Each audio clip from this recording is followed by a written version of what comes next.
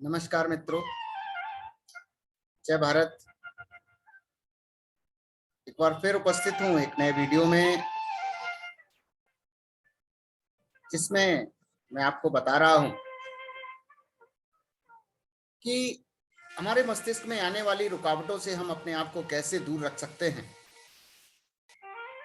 इसी श्रृंखला के इस वीडियो में आइए आगे बढ़ते हैं और देखते हैं किस प्रकार से हम बुरी आदतों से छुटकारा पा सकते हैं। इसके लिए एक 3 जादुई कदम हैं। इन 3 कदमों के बारे में, इन 3 प्रक्रियाओं को अगर हम करते हैं तो हम किसी भी बुरी लत से बड़ी आसानी के साथ में छुटकारा प्राप्त कर सकते हैं। देखिए कैसे। इसका पहला कदम क्या है? Get still, quiet the wheels of the mind. यानी यहां पर खुद को स्थिर कर देना, अपने मन को शांत कर देना और फिर धीरे धीरे नींद की स्थिति में, उन्नीदी अवस्था में जाना है। इस आराम, शांति और ग्रहण करने वाली अवस्था में हम दूसरे कदम की तैयारी करते हैं। पहले कदम में तो हमें केवल यही काम करना है कि खुद को स्थिर करना है, अपने मस्तिष्क को शांत करना है, फिर निद्रा या उन्नीदी अवस्था में जाना है। और इस समय आराम और शांति और ग्रहण करने की अवस्था में हम जब आ जाते हैं तो हम दूसरे कदम की तैयारी कर रहे होते हैं। अब दूसरा कदम क्या है? दूसरा कदम जो हमें करना है, take a brief phrase which can readily be graven on the memory. एक छोटा सा वाक्य चुनिए जिसे हम आसानी से अपनी यादों में जमा कर सकते हैं, यानी जिसके लिए हमें बार बार जो है लिखा हुआ देखने पढ़ने की आवश्यकता नहीं। हम उसको आसानी से अपनी याददाश्त में समाहित कर सकते हैं और फिर इसको लोरी की तरीके से धीरे धीरे दोहराना है। वो आपके लिए कोई भी वाक्य हो सकता है। चलो एक वाक्य की मैं आपके लिए मदद कर देता हूं। क्या है? आप भी इसको दोहरा सकते हो। संयम और मानसिक शांति अब मेरे हैं और मैं अब इसका धन्यवाद करता हूं। एक बार फिर से सुन लीजिए। संयम और मानसिक शांति अब मेरे हैं और मैं अब इसका धन्यवाद करता हूं। इस प्रकार के छोटे छोटे वाक्य अपने लिए, अपने मानसिक अवरोध के लिए, अपनी बुरी लत को छुटाने के लिए कर लीजिए और उसको निरंतर, जो पहला वाला कदम बताया है उसका अनुसरण करते हुए फिर इन वाक्यों को दोहराइए। और अगर मन बहकने लगे, जबकि अक्सर होता है, तो फिर ऐसे वाक्यों को जोर जोर से दोहराना शुरू कर दीजिए, जोर जोर से। या फिर इसके प्रत्येक शब्द को अपने ओंठों और जबान पर चित्रित कर दीजिए, जैसा कि आप मानसिक रूप से जब कहते हैं। इससे ये अवचेतन मस्तिष्क के अंदर पहुंचाने में इसे सहायता मिलती है हमको। और इसे कम से कम 5 मिनट तक या इससे ज्यादा देर तक भी कर सकते हैं। इससे हमें गहरी भावनात्मक प्रतिक्रिया मिलती है। और तीसरे कदम में सोने से पहले, जैसा कि जोहान वान गोएथे की तरह अभ्यास करना है। और ये जोहान वान गोएथे का अभ्यास क्या है? अपने सामने एक प्यारे से दोस्त की कल्पना कीजिए। हमारी आंखें बंद हैं, हम निश्चिंत और शांति की अवस्था में हैं।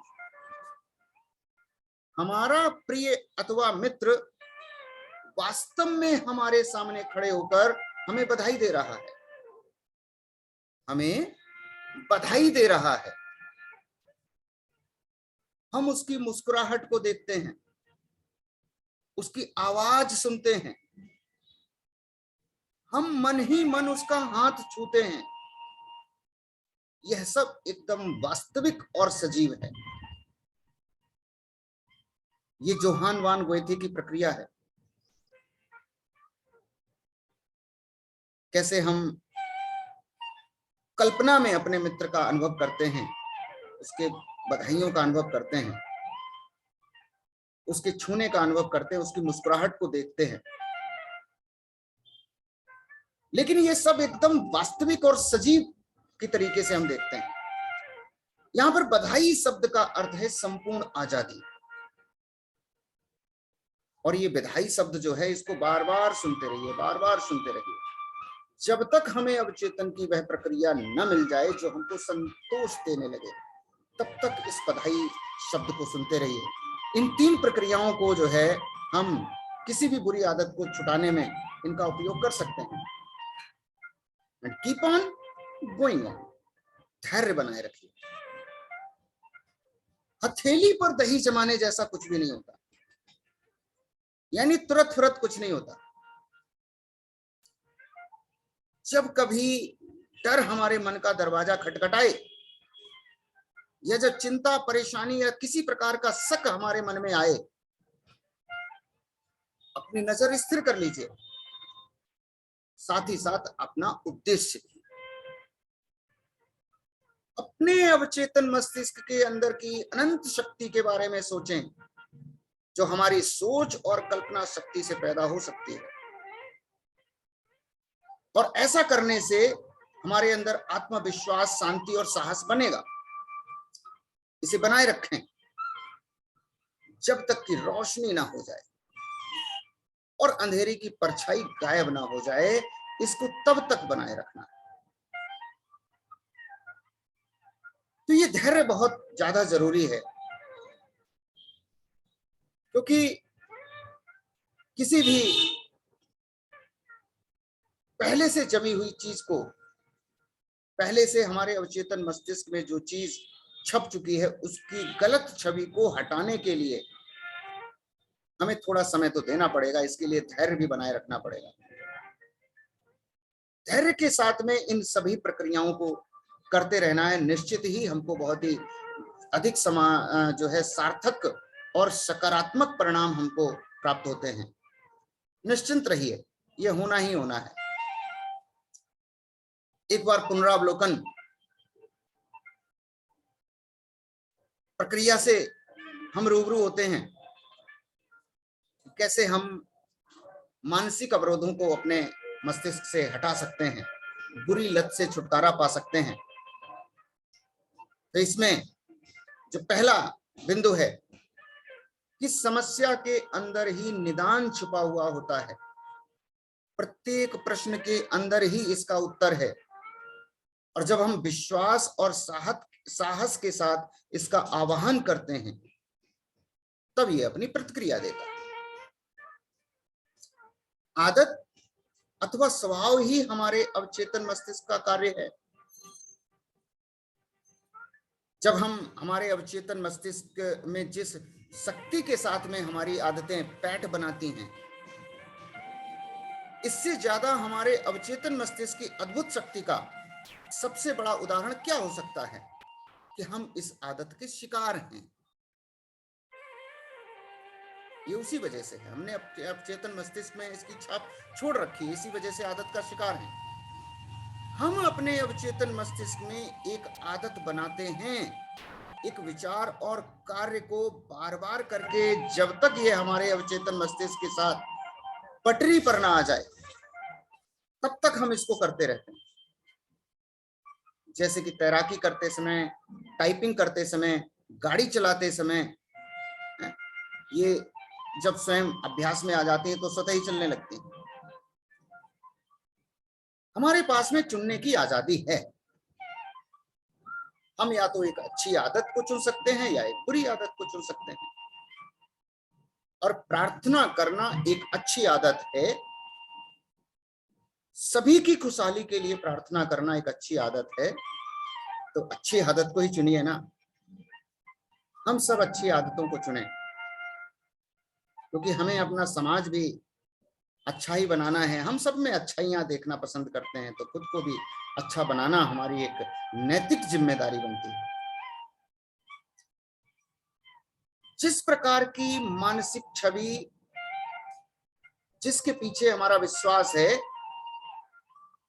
उसे हम अवचेतन मस्तिष्क में बसाते हैं, और हमारा अवचेतन मस्तिष्क उसे ही साकार करता है, उसे ही साकार करता है। हमारी सफलता और उपलब्धि का एकमात्र अवरोध हमारा अपना विचार या मन में बसी हुई छवि है। हम खुद हैं इसके जिम्मेदार।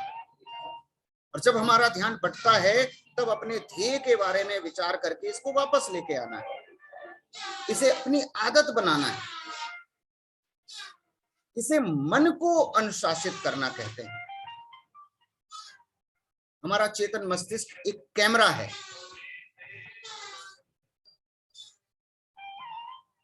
हमारा चेतन मस्तिष्क एक कैमरा है, और हमारा अवचेतन मस्तिष्क एक संवेदनशील प्लेट, जिसके ऊपर छवि बनती है या छपती है।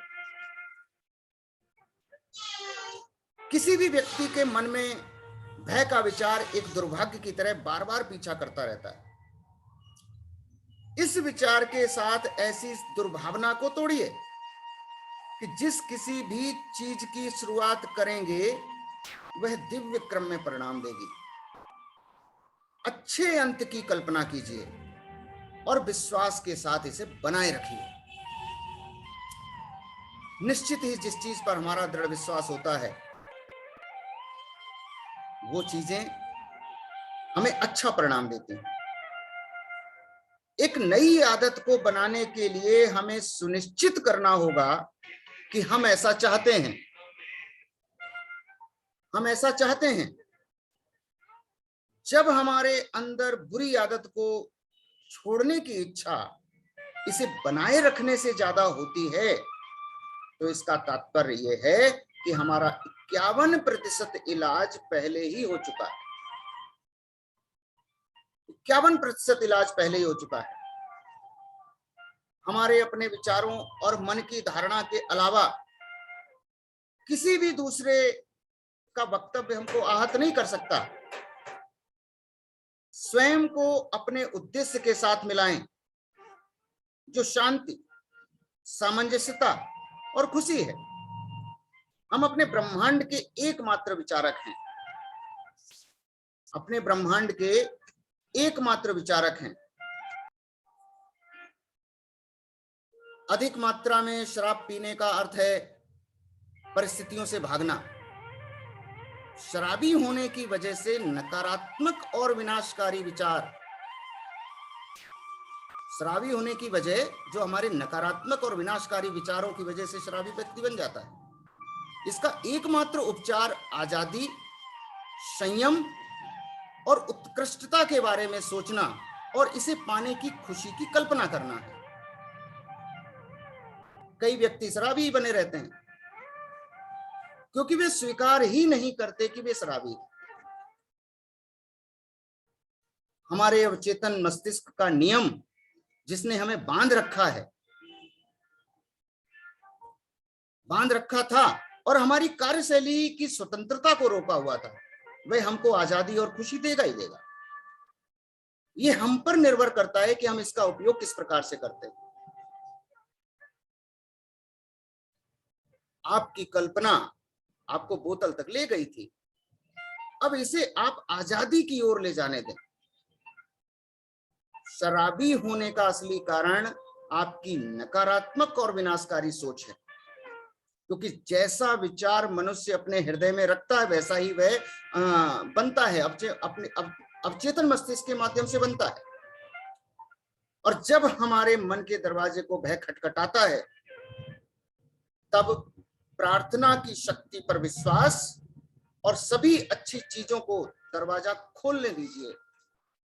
यदि हम इस सभी प्रक्रियाओं को अपनाते हैं तो निश्चित ही हमारा जीवन सुख, समृद्धि और सफलता की तरफ अग्रसर होता है। मुझे विश्वास है कि इन वीडियोस में बताई गई बातें आप सभी मित्रों को बहुत ही पसंद आ रही हैं।